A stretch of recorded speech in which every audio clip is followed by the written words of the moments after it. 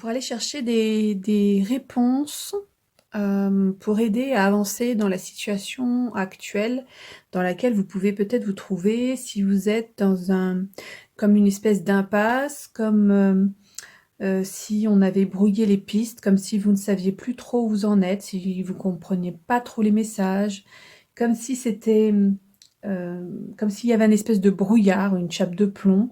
Vous avez besoin d'avancer, vous sentez que vous avez besoin de lâcher quelque chose, que vous avez besoin de passer à l'action, mais vous savez pas dans quel ordre prendre les choses, dans quel sens partir. Bref, vous avez besoin comme d'une espèce d'amorce. Donc je vais travailler aujourd'hui avec 3 oracles différents. En général, je fais qu'un seul oracle par tirage. Et là, j'avais envie justement de fonctionner sur un système de questionnement. Et donc pour chaque groupe, donc je vais faire 3 tirages différents que vous devrez choisir, soit le 1, soit le 2, soit le 3. Vous pouvez évidemment en choisir 2, mais je vous invite vraiment à prendre une grande inspiration, à vous poser et à essayer d'être le plus possible connecté à vous-même, à cet instant présent, à cette idée-là que vous avez besoin d'avoir un éclairage, un coup de pouce pour pouvoir avancer, pour pouvoir vous mettre en marche, passer à l'action. Et donc, voilà, choisir un des 3 tas. Je vais poser 3 questions à chaque fois que je vais piocher les cartes. Dans le premier jeu, je poserai la question et je vous invite mentalement, du coup, à poser cette question-là aussi, ça va être important. Qu'est-ce que je devrais lâcher? Qu'est-ce que je devrais comprendre pour que ma situation actuelle soit plus profitable? Voilà. Avec ce jeu-là, je poserai la question, par quel procédé puis-je amorcer ce changement dans ma vie? Et enfin, avec le dernier, on va aller chercher une aide au niveau du symbole, au niveau comme si on allait chercher un gris-gris, un totem, un talisman, pour nous aider à passer ce cap. Et donc, ça sera une carte qu'on pourra visualiser, dessiner, s'en imprégner, l'imprimer et puis la poser sous l'oreiller pour en faire un rêve et pour nous aider à avancer.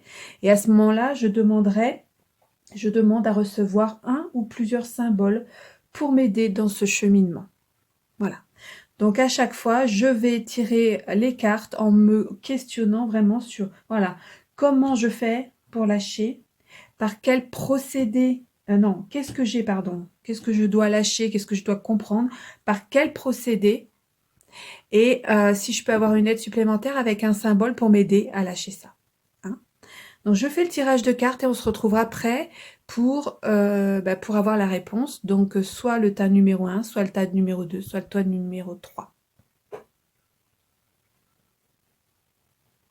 Allez, j'ai procédé donc au tirage au sort des différentes cartes pour chaque tas. À chaque fois, j'ai posé les questions qui convenaient. Donc je rappelle, qu'est-ce que je devrais lâcher, comprendre pour que ma situation actuelle soit plus profitable? Par quel procédé puis-je amorcer ce changement dans ma vie? Et enfin, je demande à recevoir un ou plusieurs symboles pour m'aider dans ce cheminement. Donc, choisir en âme et conscience, vous centrez un instant sur vous et vous choisissez un des 3 tas. Je vais commencer donc avec le tas numéro 1 et on va aller ensemble décrypter le message qui est délivré. Et donc la réponse à la première question, qu'est-ce que je devrais lâcher ou comprendre pour que ma situation soit plus profitable? Eh bien, j'ai la carte de la mort. La carte de la mort, c'est la carte qui est également la carte de la vie et de la renaissance, parce que tout ce que j'accepte de laisser partir, tout ce qui n'a plus lieu d'être, tout ce qui doit s'en aller, partir loin de moi, me permet de me régénérer, de me renouveler, de renaître à moi-même et de comprendre et d'avancer différemment. Hein. La mort, c'est aussi interprété comme une mue, c'est-à-dire comme un serpent. J'abandonne pas mon corps complètement, je me débarrasse d'une partie qui n'a plus lieu d'être pour pouvoir avancer à nouveau de façon beaucoup plus légère et beaucoup plus fluide. Donc s'il y a des choses en ce moment que vous n'arrivez pas à lâcher, des choses qui vous pèsent, des choses qui sont compliquées, c'est le moment de faire un petit travail de ce côté-là pour pouvoir vous alléger, pour pouvoir passer à autre chose. Et bien comprendre que le fait que ce soit terminé et que ce soit quelque chose qui s'achève et qui doit mourir, donc qui doit s'arrêter, ça n'est pas une fin en soi. Au contraire, c'est une renaissance. Donc c'est vraiment pour un mieux-être et c'est vraiment pour un plus. Hein. Donc on va aller voir avec quel procédé on peut aller aider à déclencher le fait de laisser partir du coup cette partie de nous qui a besoin de passer à autre chose et de passer le relais surtout. Eh bien on nous invite à travailler avec le reflet de soi-même, le reflet du miroir. Et là c'est très intéressant parce qu'en fait ça nous ramène à aller nous regarder avec un œil différent, à regarder qu'effectivement on n'est plus la même personne qu'il y a quelques semaines, quelques mois, quelques années, et qu'il y a une partie de nous qui demande à être vue, à être observée, à être mise en avant d'une autre manière. Donc c'est vraiment intéressant, la complémentarité de ces deux cartes, et elles vont vraiment bien ensemble.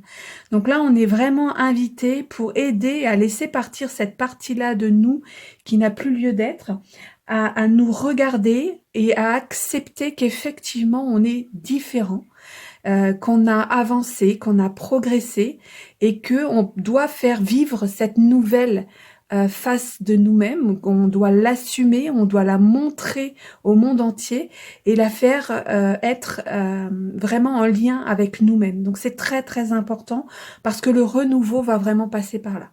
Donc prendre un temps peut-être pour se pencher sur soi, se regarder pourquoi pas dans le miroir et voir qu'effectivement, si on reprend quelques semaines, quelques mois, quelques années en arrière, on a changé d'idée sur plein de choses, on a changé physiquement, on a changé peut-être des choses chez nous, dans notre maison, dans notre sphère d'amis, dans notre sphère familiale, et tous ces changements-là ont opéré des changements en nous qui font qu'on est différent et qu'effectivement on doit laisser partir l'ancien qu'on essaye peut-être trop de retenir et qui nous empêche d'avancer parce qu'on est vraiment appelé à du renouveau, surtout avec cette période de printemps qui arrive.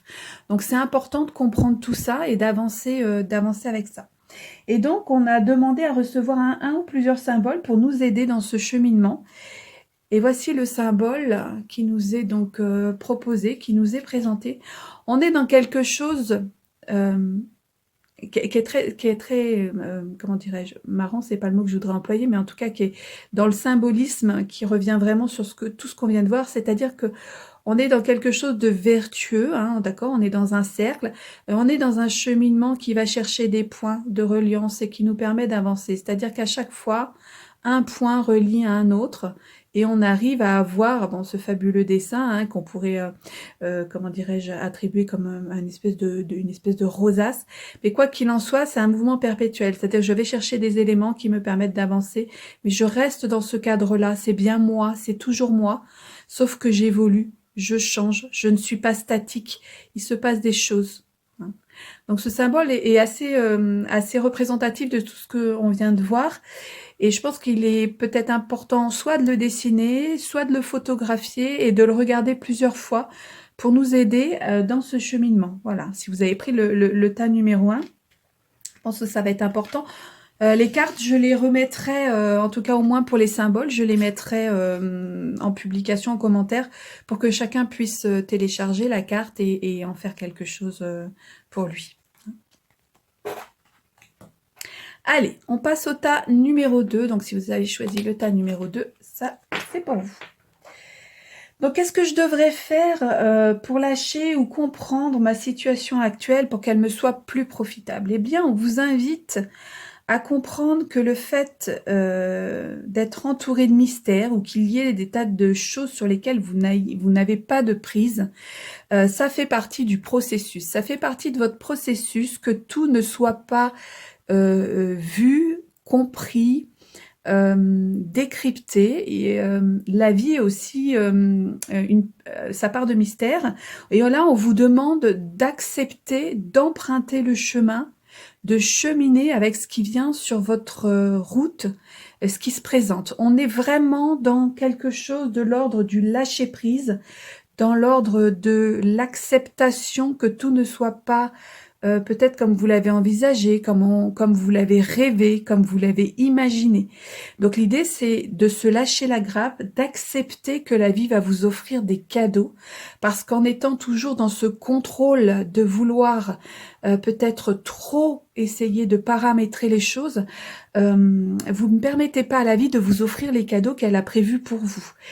J'ai notamment le sentiment de l'abondance, c'est-à-dire que vous pouvez être privé d'une certaine abondance que pourtant vous réclamez, qu'elle soit financière, qu'elle soit au niveau de l'amour, au niveau de la bienveillance de votre entourage, par exemple.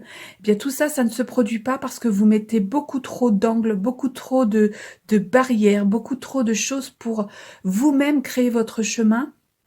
Et là, pour le coup, vous ne permettez vraiment pas ni à la vie, ni à l'univers, ni à tout ce que vous demandez de pouvoir apparaître sur ce chemin. Donc là, l'idée, c'est donc lâcher prise, comprendre que vous pouvez emprunter le chemin en toute sérénité, en toute quiétude, et que vont arriver à vous tout un tas d'événements que vous avez demandé, que vous avez sollicité, pour que les choses soient vraiment en accord avec ce que vous recherchez, avec ce dont vous avez besoin, en fait. Hein. Donc ça, c'est assez intéressant. Donc le mot d'ordre, c'est lâcher prise. Essayez de voir ce que ça va donner, parce que si c'est pas quelque chose que vous avez l'habitude de faire, parce que vous êtes plutôt dans le contrôle et que du coup, le fait de lâcher prise, ça peut vous demander un effort et peut-être avoir une certaine peur sous-jacente. Et attention, s'il y a une peur, ça serait peut-être intéressant d'aller l'observer, d'aller comprendre ce qu'elle vient évoquer. Mais en tout cas, l'idée, c'est vraiment voilà, de se faire confiance et d'oser laisser la vie nous surprendre. Et donc de tester, hein, de vraiment tester ce que ça peut donner. Puisque jusqu'à maintenant, si vous êtes trop dans le contrôle, ben, vous ne pouvez pas vous rendre compte de ce qu'il est possible d'avoir comme résultat, du coup.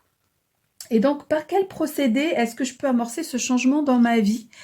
Et bien là, on a la carte de ce qu'on appelle la famille d'âme. La famille d'âme, c'est la tribu, c'est la famille, c'est le fait de comprendre que vous n'êtes pas seul, que vous êtes entouré, et que si parfois vous vous sentez seul, c'est justement parce que vous avez mis des barrières, parce que vous avez tellement paramétré les choses que les gens, les amis, la famille, les gens que vous aimeriez voir davantage dans votre vie, ne peuvent pas pénétrer ce champ des possibles et vous amener leur éclairage, leur amour, leur bienveillance, partager des moments essentiels avec vous. Il n'y a pas assez de place dans votre emploi du temps ou dans ce que vous avez paramétré pour que ces gens-là puissent entrer dans votre vie.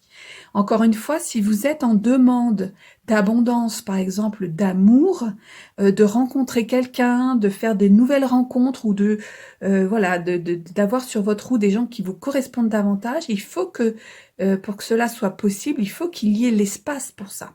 Donc il faut dégager du temps, il faut se mettre dans des situations qui peuvent faire en sorte que ça arrive.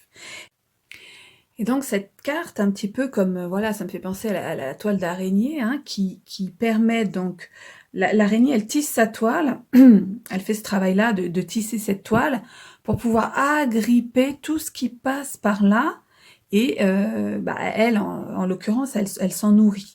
Mais là, c'est un peu le même principe, c'est-à-dire c'est de poser quelque chose, de laisser l'espace pour que les choses puissent arriver jusqu'à nous, les laisser se coller, s'approcher et se mettre dans notre toile, et après aller chercher ce qu'on voudra garder, ce qu'on voudra prendre, ce dont on voudra se servir. Donc cette carte, elle est assez parlante avec tout ce qu'on vient de voir et d'expliquer.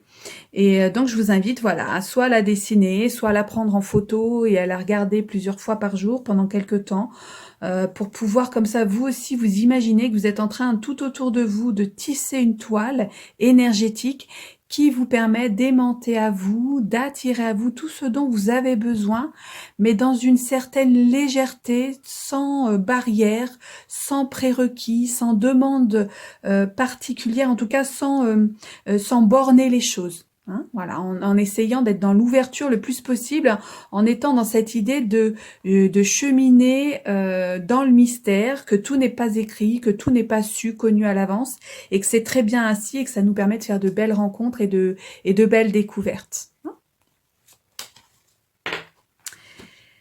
Allez, on passe au tas maintenant, numéro 3. Donc, si vous avez choisi le tas numéro 3, eh bien, cette guidance est pour vous. Donc, qu'est-ce que je devrais lâcher, comprendre pour que ma situation actuelle soit plus profitable? Et on a la carte avec l'abeille.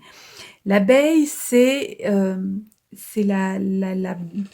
l'insecte par excellence qui est travailleur, qui fait des efforts, et qui est aussi couronné de succès, puisque c'est une grande besogneuse, c'est une grande travailleuse, mais quoi qu'il arrive, il y a toujours une récolte. Il y a toujours quelque chose qui se passe dans ses actions. Et donc là, on est dans cette idée de ne baissez pas les bras, continuez à croire en votre bonne étoile, continuez à croire au fait que quand vous faites des efforts, ça finit par payer. Continuez à croire que vous êtes sur le bon chemin. Continuez à croire et à penser que c'est OK, que tout ce que vous avez demandé est en train d'être préparé, est en train d'arriver, est en train d'être mis en route. Voilà, on est vraiment dans cette idée-là. Continuez à faire votre travail, continuez à butiner de fleur en fleur, à récolter tout ce pollen pour pouvoir fabriquer votre nectar, votre miel, à l'image de cette abeille, grande travailleuse, grande besogneuse. Donc continuez comme ça, ne baissez pas les bras, continuez à faire votre travail avec autant d'amour, avec autant de patience. Ça va finir par payer. On est vraiment dans la période qui arrive sur les récoltes. Donc c'est ce qu'on vous demande aujourd'hui pour le coup de ne pas lâcher. Hein, tout à l'heure, je disais dans la question, qu'est-ce que je devrais lâcher ou comprendre? Là, on est plus dans le qu'est-ce que je devrais comprendre. Et bien, ce que je dois comprendre, c'est que je suis dans une période d'effort, je suis dans une période qui me demande un peu plus que d'habitude, mais la victoire arrive, la chance arrive, je vais pouvoir récolter le fruit de tous ces efforts. Hein. Alors, par quel procédé puis-je amorcer ce changement dans ma vie? Et là, en l'occurrence, c'est pas par quel procédé puis-je amorcer le changement, mais par quel procédé puis-je tenir le coup, puis-je continuer? Qu'est-ce qui va me donner cette force-là?